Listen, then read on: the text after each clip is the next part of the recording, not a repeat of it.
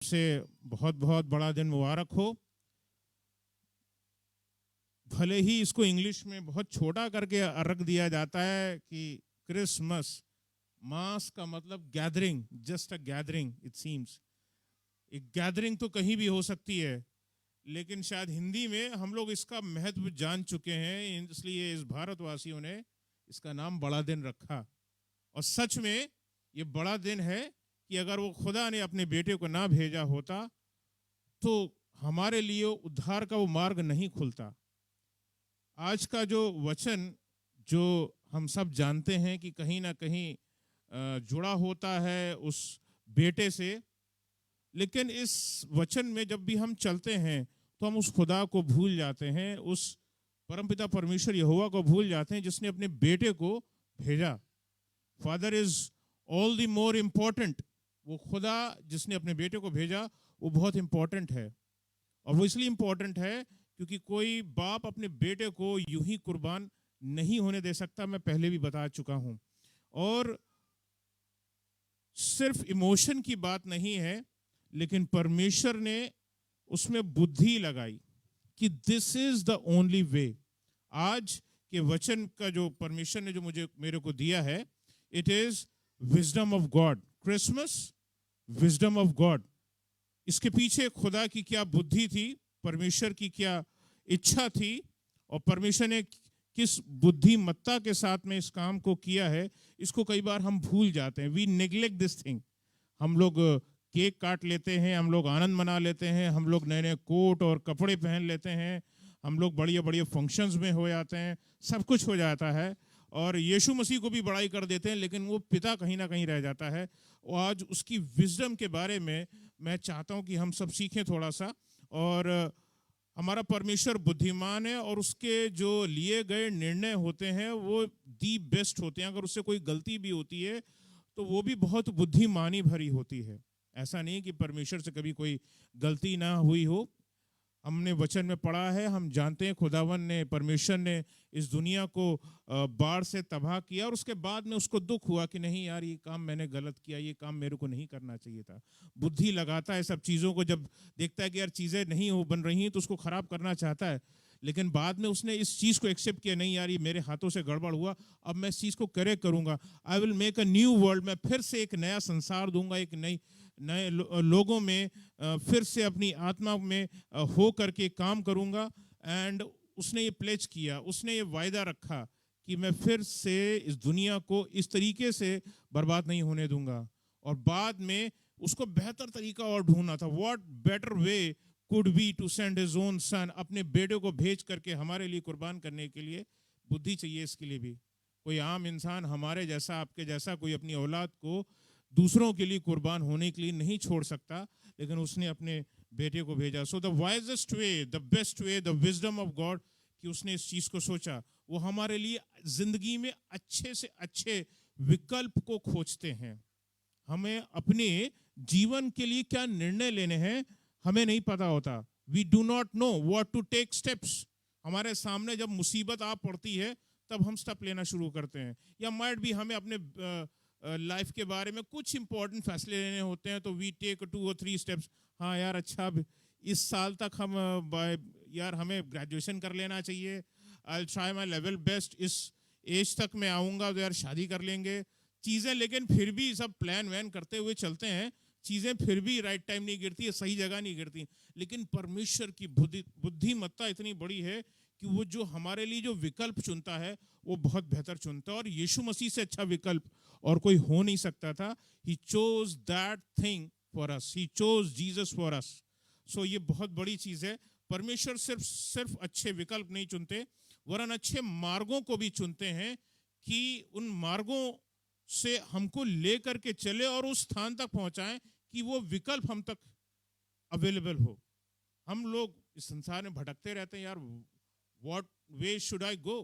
हमारी चीजें तो यही होती हैं, हमारे मार्ग तो हमारे हाथों में नहीं होते।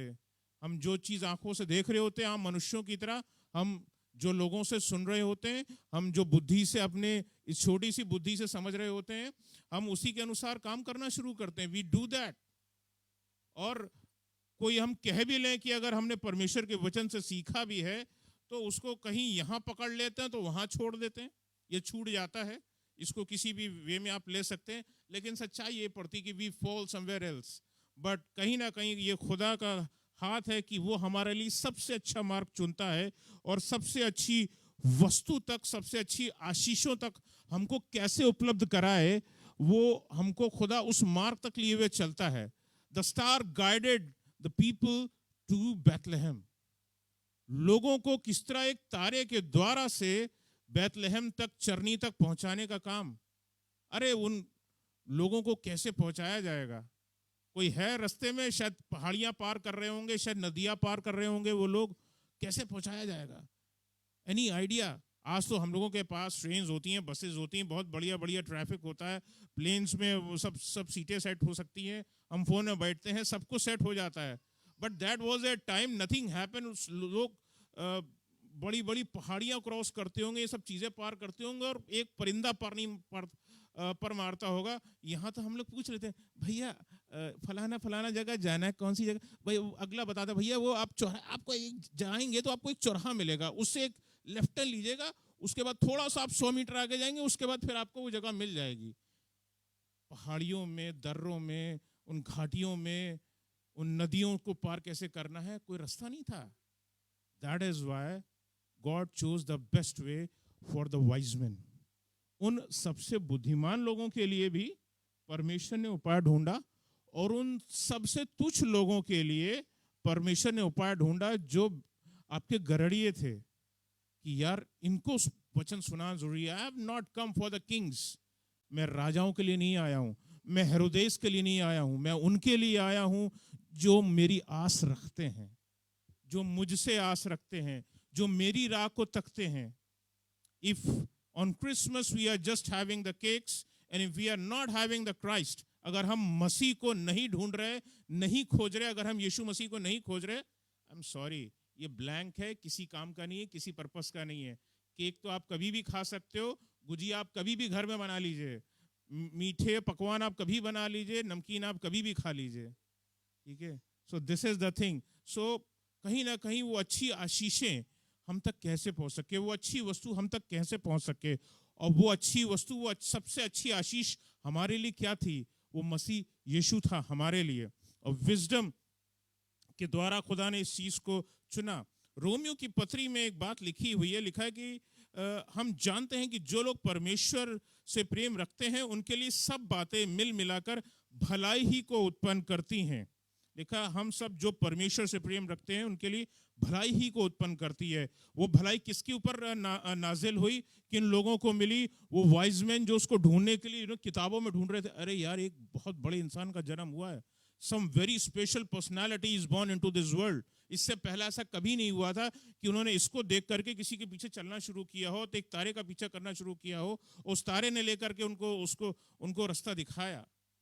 तो प्रेम इस तरह से, अपनी भलाई इस रीति से लोगों के लिए खुदावंद हमारे लिए करते हैं। अर्थात लिखा है कि उन्हीं के लिए जो उसकी इच्छा के अनुसार बुलाए गए हैं। We have been called by him, उसकी इच्छा के अनुसार बुलाए गए। उसकी इच्छा थी, परमेश्वर की इच्छा थी कि आज हम सब उसके भवन में जमा हो, आज आप परमेश्वर का वचन को सुन सकें, ये उसकी इच्छा थी। आज आप परमेश्वर की आराधना कर सकें, ये उसकी इच्छा थी। लिखा है कि सब बातें मिल मिलाकर भलाई को उत्पन्न करती हैं। सब बातों का मतलब होता है परमेश्वर के उपाय। Everything, every plan that God has for us, वो तमाम उपाय उन लोगों के लिए जो उसे प्रेम करते हैं। Not for all people but only for those, सिर्फ उनके लिए जो खुदा से प्रेम रखते हैं, जो उसकी इच्छा के अनुसार बुलाए गए हैं। सिर्फ प्रेम करने वालों के लिए भी नहीं है, उन्हीं लोगों के लिए जो उसकी इच्छा के अनुसार बुलाए गए हैं। जब हम उसकी आज्ञाकारिता में चलते हैं तो हमारी सफलता इस तरह से निश्चित होती है। वो तारे का पीछा कर रहे थे क्योंकि खुदावंद ने वो प्लान बनाया था और वो प्लान सफल होने पाया। शायद दाएं बाएं किसी लोगों से पूछते, अरे कहाँ मिलेगा, कहाँ मिलेगा? राजा ने भी बोला कि ठीक है, आप देखिए हेरोदेस के पास भी गए थे तो हेरोदेस से वो बात बनी नहीं, ठीक है। एंड सब कुछ हम जानते हैं कि किस प्रकार से खुदा ने उन लोगों तक जो है वो बात पहुंचाई और उनको उस चरनी तक लेकर के पहुंचाया। रोमियो की पत्री में एक जगह और आगे मेंशन्ड है, लिखा हुआ है कि आहा, परमेश्वर का धन और बुद्धि और ज्ञान क्या ही गंभीर हैं। The plans of God are really wonderful for us. गंभीर हैं, लिखा है, वर्ड यूज हुआ है गंभीर हैं। ये एक सबसे गंभीर प्लान था खुदा का कि अपने बेटे को हमारे लिए भेजे, और उसको हमारे लिए भेजने का मतलब सिर्फ भेज करके प्रचार कराना नहीं था। It was just not a 3.5 year working of Jesus Christ. कई बार मैं सोचता हूँ, अरे खुदा बाप 3.5 साल क्यों दिए तूने? तुझे कुछ ज्यादा साल और रखने चाहिए थे। यीशु मसीह को बढ़िया से प्रचार होता, तेरा खुदावन तेरा काम तो सारा ऐसे ही हो जाता। When God plans something, खुदावन जब चीजों को प्लान करते हैं तो वो बहुत ही गंभीर होती है। वो 3.5 साल में जो काम हो गया, शायद अगर यीशु मसीह शायद 40 साल में रह करके करते तो भी वो बात नहीं होती, लेकिन 3.5 साल में यीशु मसीह वो काम कर गए। लिखा है कि परमेश्वर की जो ज्ञान है, उसकी जो बुद्धि है, वो क्या ही गंभीर है। लिखा है कि उसके विचार अथाह हैं, मीन्स बॉटमलेस। अगर हम उसका हम एक तल पाना चाहें कि खुदावन यहीं तक ये काम कर सकता है, ये सोच सकता है, तो really we just can not deny that fact. हम उस चीज का था पा नहीं सकते कि खुदावन हमारे लिए कितनी भलाइयों को करता है। हम कितनी बार गलत हो जाते हैं, लेकिन फिर भी खुदा हमारे लिए काम करता है। आगे लिखा हुआ उसके मार्ग कैसे अगम है, इंग्लिश में लिखा हुआ unsearchable. We just can not search the way God works for us. हम उन मार्गों को भी नहीं ढूंढ सकते जिन रस्तों से खुदावन हमारे लिए भलाई को लेकर के आया है।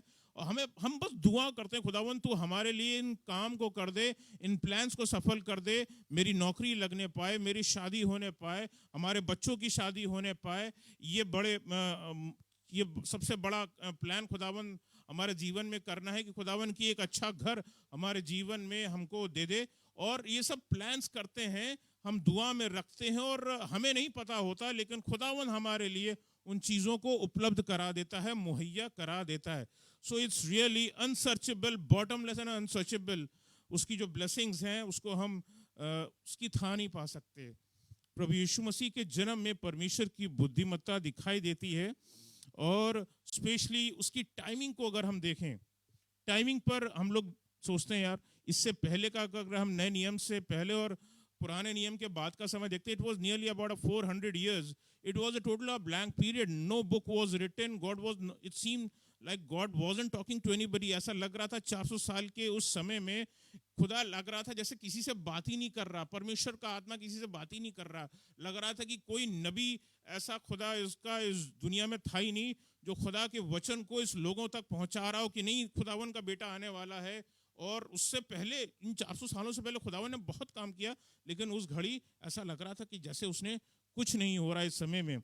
लेकिन खुदावन का काम जो होता है वो अद्भुत होता है। परमेश्वर ने अनंत काल के अतीत में योजना बनाई और उस समय ब्रह्मांड की सृष्टि करी अपने लिए।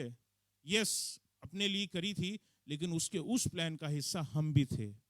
उसके उस प्लान का हिस्सा आज हम भी हैं।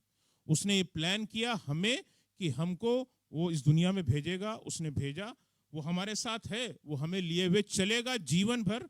और जब तक अपने पास बुला नहीं लेगा, जब तक हम उसके पास वापस नहीं चले जाएंगे, तब तक साथ रहेगा। We will be with him for eternity. हम उसके साथ अनंत काल तक चलने वाले होंगे। वो हमसे बहुतायत के साथ प्रेम करता है। उसने अपने बेटे को भी नहीं रोक छोड़ा कि हम नाश हो जाएं।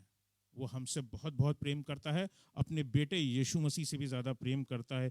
एक वर्स में चाहता हूँ कि हम सब पढ़ें, निकालेंगे Galatians, the book of Galatians, गलतियों की पत्री निकालेंगे 4था अध्याय और उसकी 4थी और उसकी 5वीं आयत को हम लोग पढ़ेंगे। गलतियों की पत्री 4था अध्याय 4थी और 5वीं आयत को हम लोग देखेंगे। जिसको मिल गया हो वो पढ़ सकता है। जी जी जी। इसमें सबसे पहली चीज लिखी हुई है, जब समय पूरा हुआ। God was calculating the time मैं सोच रहा था खुदावन 400 साल का गैप, तू बैठा क्यों है चुपचाप, तूने काम क्यों नहीं किया, तूने अपने बंदों को क्यों नहीं तैयार किया। यहाँ पर पढ़ के हमें पता चलता है, इस आयत में पढ़ के पता चलता है कि God was calculating the time, right time पे मेरे को काम करना है, I have to work at the right time. हम कई बार अपने कामों को, सही कामों को करते हैं, लेकिन कई बार गलत कामों पे करते हैं, गलत टाइमिंग पे करते हैं, उसका फल हमें नहीं मिलने पाता। We are not able to reap the harvest, हम उस चीज को नहीं पा पाते। जब समय पूरा हुआ, when God saw the time was exact and right for him, then he did send his son, तब उसने अपने बेटे को भेजा। जब समय सही था तब उसने अपने बेटे प्रभु यीशु मसीह को इस जहान में भेजा। ये युगों का संकट था, युगों की बात कैसे मैं कर रहा हूं, क्योंकि इससे पहले व्यवस्था लिखी गई, हम जानते हैं, और वो व्यवस्था दंड की थी। तुम ये काम नहीं करोगे तो तुम्हें ये दंड दिया जाएगा, तुम ये नहीं कर पाओगे तो तुम्हें मार दिया जाएगा, तुम्हें पत्थरवा किया जाएगा, तुम्हारे साथ ये होगा, तुम्हारे साथ वो बुरा होगा। It was something that was just accusing, वो सिर्फ दोष लगाने का काम था। खुदावंद यीशु मसीह ने एक काम किया बड़ा, कि वो इस युगों के संकट को खत्म करने आया। परमेश्वर ने उस युगों के संकट को खत्म करने के लिए अपने बेटे को भेजा। जिस समय परमेश्वर ने मनुष्यों के छुड़ाने के लिए अपने पुत्र को भेजा, वो यही उपयुक्त समय था। This was the correct time. हम लोग सोच सकते हैं कि भली क्या हुआ यार, कैसे व्यवस्था से मसीह के पैदाइश तक और इसके बीच में जो लोग मारे गए होंगे, मर गए होंगे, गॉड वाज स्टिल थिंकिंग, मैं कौन सा रास्ता निकालूं, किसी फरिश्ते को भेजूं, मैं किसी नबी को फिर से और बढ़िया बना करके भेजूं। तो खुदा ने भी सोचा यार मैं ऐसी कोई चीज नहीं बना सकता जो परफेक्ट हो। ठीक है, मैंने हाथों से आदम को बनाया, वो भी गड़बड़ निकला। ठीक है, इंसान को बनाया, वो गड़बड़ निकला। मैं कैसे सोच सकता हूं कि मेरे बनाए हुए नबियों में किसी में कोई कमी ना पाई जाए, क्या ऐसा कोई हो सकता है?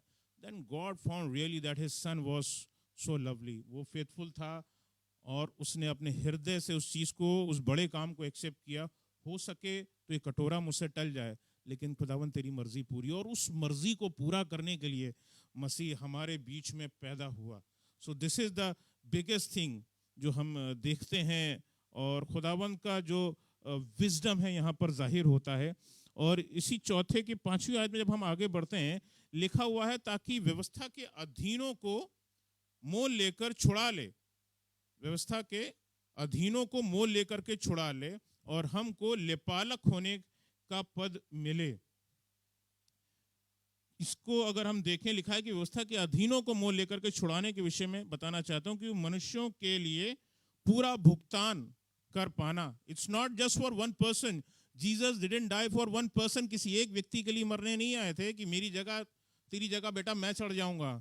It is for all those people who come in search of Jesus Christ, जो मसीह यीशु की खोज में आते हैं, जो परमेश्वर के पीछे चलना चाहते हैं, जिन्होंने अपना जीवन देने का कदम उठाया कि अब मैं यीशु मसीह के पीछे ही चलूंगा, और ये खुदावंद की मर्जी थी।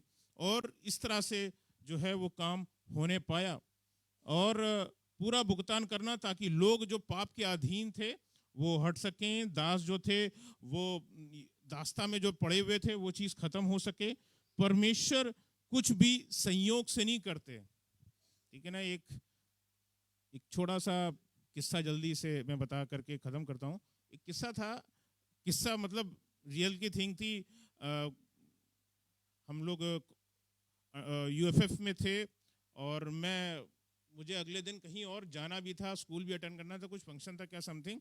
मैंने कहा कि वो अटेंड करना ज़रूरी है, और मैं आया हुआ था, यूएफएफ में था, और पादी साहब भी और सब और लोग भी थे, और मुझे उसी रात वापस निकलना भी था। दिल तो हमेशा करता है कि यूएफएफ में रुकें और उसका आनंद उठाएं, लेकिन उस बार कुछ बन नहीं पा रहा था। और मैं बस, और उस बार जो प्रचार हुआ वो हमारे बिशप शानू भैया ने प्रचार किया था, वो आश्चर्य कर्म के ऊपर प्रचार किया था खुदावन ने। और मैंने कहा हो सकता है चलो कुछ, और मेरे को गाड़ी नहीं मिल रही थी लौटते समय, मैं हाथ दे रहा था, रोक रहा था। पादी साहब बोले थे अरे क्या करो, रुको यार अभी चाय पीते हैं, चलो चाय पीते हैं। वो चाय वाय पी, बड़े वजह से पी।